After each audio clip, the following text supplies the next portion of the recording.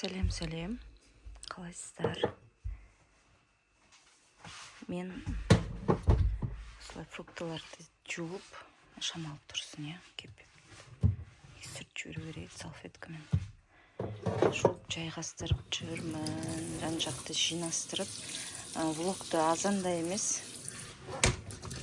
Түнде бастап жатырмын. Аяна бөпе көтеріп жүр. Ұйықтап жатыр бөпесі. Шуламаймыз. Ана кружканы құлатасыңдар қазір. Аяна, мына жаққа қойсай. Не киім дайындап қойып отырсың ба азанға? Жоқ, бөпем дайындап қойып. Азанда Құдай қаласа ерте үйірмеге барады. Сол үшін киімдерін дайындап қояды. Қалтасына салып қойдым. Қандай киім дайындап қойды? Күшті болып тұр ғой.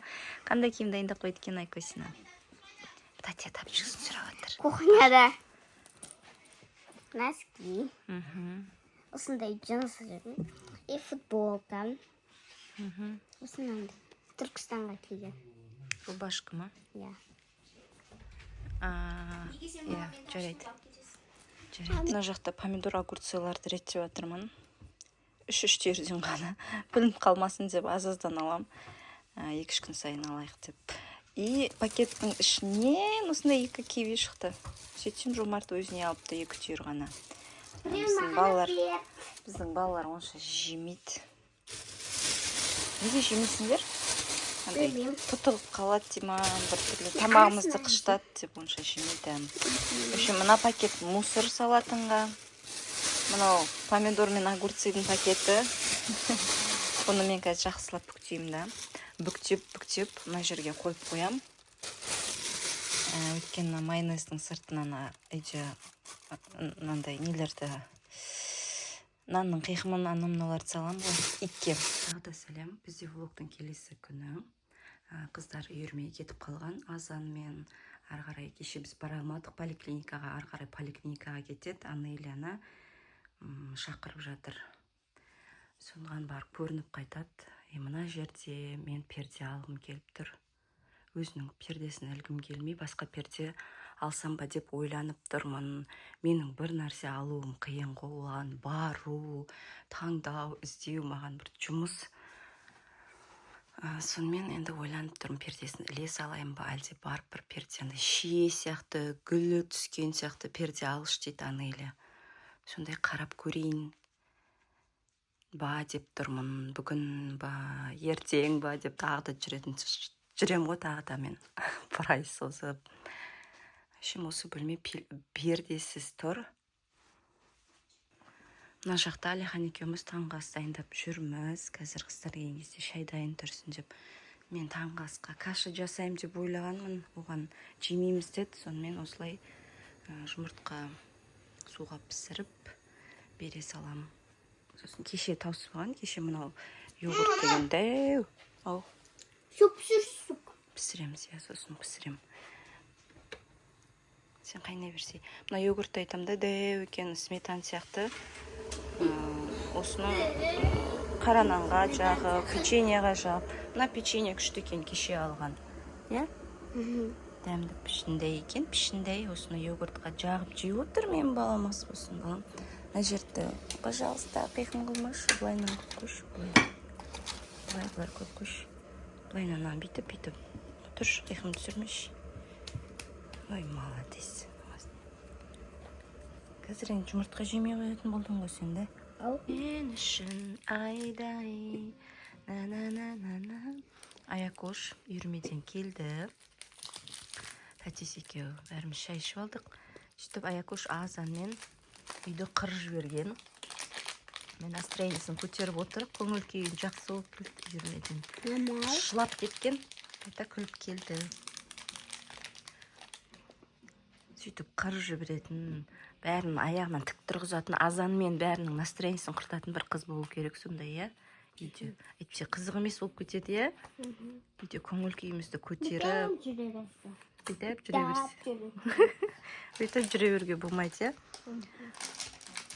бәрінің үйінде сондай бір қыз бар шығар. Үйді қырып жіберетін, настроенияларын бәрінің бір хайвай шығарып жіберетін.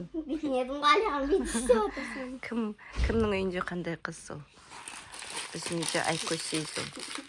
Бәрін қырып жойып жылатып деп Аякуш менің қасымда ағылшын оқып отыр, маған оқып беріп жатыр. Мен мына жақта кеше реттемеген қоя салған картошка пияздарды реттеп отырмын. Не дегенде картошкалар мыналар масқара.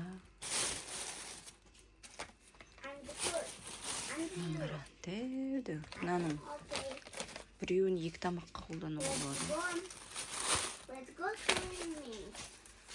Соны салып қоямын. Құтты қалып.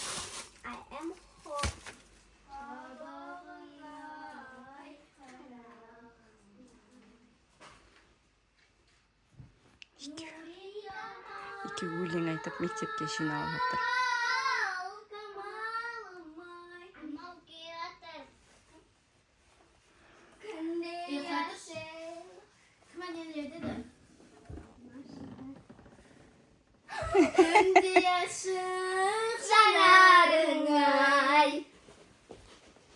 Екеуің үйді көшіріп жатсыңдар, айқайлап. көшіндерді ой астана жақта сөздері бар соған қарап айтып жатқанбыз ғой. Маманың шашын жинап бер. Қолың жетпей, сөзіңді өтпей, жаутаңдадың, қарағым-ай. Деп өлең айтып жатыр осы үйде әнші болғандар. Ау. Үлгіреміз ба екеуің шашын екке өруге? Әкел. Ең басқаша қыласың. Мына жерге сендерге диван керек екен, е? Кішкентайлау. Мен шашымды бүйтсем. Аспандағы айма дедім, жастық шағым қайда менің, нәнәнәнә ел жүреткен, Жаным қандай жайдар едің. Нури камалым-ай, күнде ашық жанарың-ай. Болды, давай саштарыңды жіне. Бізде Анели екі қасын көтер алады екен. Мен көтер алмаймын. Аяна сен ше көтер алмайсың, е? Мен бір қасымды ғана көтер алам. Екі қасын көтер алады. Комментарияға жазамыз, кім осылай екі қасын көтер алады. Көтер көріңіздер. Негізі бәрі адам көтер алмайды. құлағын істей алады. Мысалы, мен көтер алмаймын. Еще құлағын қосып алады. Бір түрлі қыз, мынау бір қорқынышты қыз. Ал Аякуштың шашын осылайнан екіге, кішкентай екіге өрдік та, осындай бантик тағып қойдық. Осылай шашын жайып барады. Азанда істегісі келген ғой, прическаны. Ешкім істеп бермегесін қырған. Сонымен тыныштық керек деп, біз осылай жасап бердік. Болды, күшті болып тұр. Әдем болып тұр, е? Все, болды, бар. Бүкіл білімді алып келіндер мектептен. Не істеп тұр мына бала? Дайындалып тұр ғой мектепке тәтелерін апарып тастайын деп. Бізде мына жақта ремонт болып отқан жерға сосын бар осылайнан шашылып, мынау болып тұр. Далада жаңбыр жауып тұр ма? Алихан, мынаны кима үстіңе. Дала жаңбыр ғой. Мен бүгін киімдер жақты жинастырып жатырмын. Мынау жақта да киімдерді реттеп салып қойдым. Керек киеміз-ау деген киімдерді. Оларды сандыққа салу керек. Қазір бүгін кешке дейін или ертең құдай қаласа сандық келу керек. Сандыққа заказ беріп қойғанмын. Енді мына жақта міне осылай мына Алиханның шкабы. Білем, Алихан тезсе шашып тастай береді. Білмеймін неге екенін. Ол мысалы бір шортай ауыстыр десең, астында шортайды алады да. Үстіндегілерін алмай сөйтеді да, бәрін шашып тастайды. Бір футболка ал десең, ең астында футболканы алады, мынаның үстінде осылайынан шашып тастайды. Сондай әдеті бар, сол үшін Алихандікі ең көп шашылады. Мына жерде киеді ау деген киімдерін қойып қойдым өзінің. Менің обедім бүгін осындай. Маған азында қалған кішкене жұмыртқа и салат. Шай ғана ішкім кеп тұр. Ешнәрсе жегім кеп тұрған жоқ, сонымен салат турап алдым. Бізде бүгін тағы жаңбыр. Күшті жаңбыр жауып тұр далада.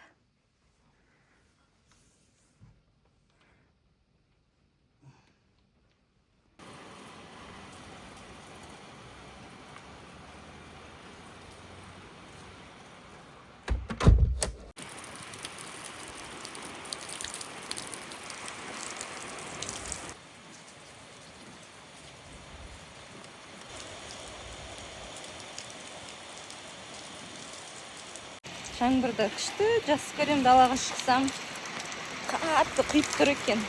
Телефонымда білдірді. Үйекпен бері су болды. Біз Аякөшпен Анайлияға бара жатырмыз. Ары қарай бір зат алуымыз керек, сосын бәрін су болып жатыр ғой жан-жақ. Мұнда кішкене ана картошка пісіріп жатырмын. Жақта дәндерді жуып, әсел пешке салып алайын деп. Кішкене келсін деп. Ағам дейін жуып тастадым. Шамалы кепсін. Мұнда менің құрттарым. Салып қоямын. Көп жеймін ғой мен құртты. Негізі осы құртты қоям деп едім. Қоя алмай жүрмін. Так, осылай тұрады. Осыны көмет әтеміз жеп қояды. 2-3 күнде, құдай қаласам. Қияр жақсы көретін қызым менің. Қияр жақсы көреді. Осы бәдрен жақсы көреді. Бәдрен, огурцы. Бәдрен деген білесің ба? Естуің бар ма? Бәдрен деп те айтады бұны. Қияр дейді. Не? Кәні, не жағып алғансың? Аты не, андай ма? Ручка өшіретін. Аты не? Ыштарих па? Ыштарих.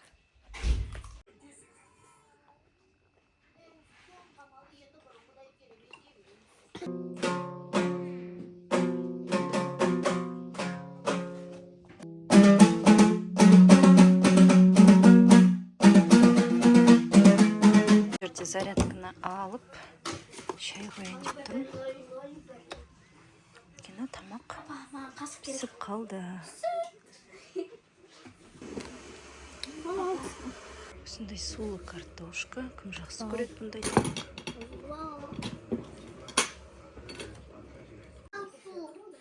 Су? Іше берсей. Kırdım aydarıyım. Bir koyana. Koş. Mama su kaldı. Azma tabi bak. Қайталап отыр.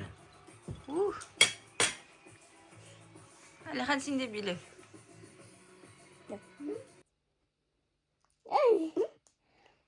Kesin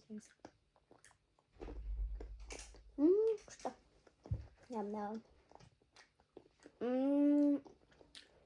Норм, вот. Так, келесі фисташка жікші. Фисташка. Розовый дубайский шоколадқа келеді. Қалай олар? Жасыл тұр ішінде. Не жасыл?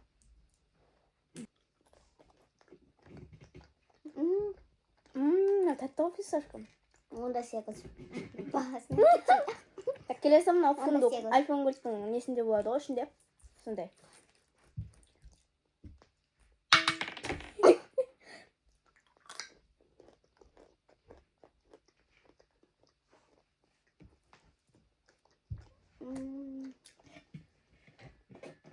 Кәдімгі альпенгольдтың дәмі шығып тұр ғой, кішкене. Я, шынымен альпенгольдтың дәмі шығып тұр. Ондан жеті. Негіз мама бізге дәндер жина деген. Біз жеп кеттік, видео түсіріп кеттік. Келесем?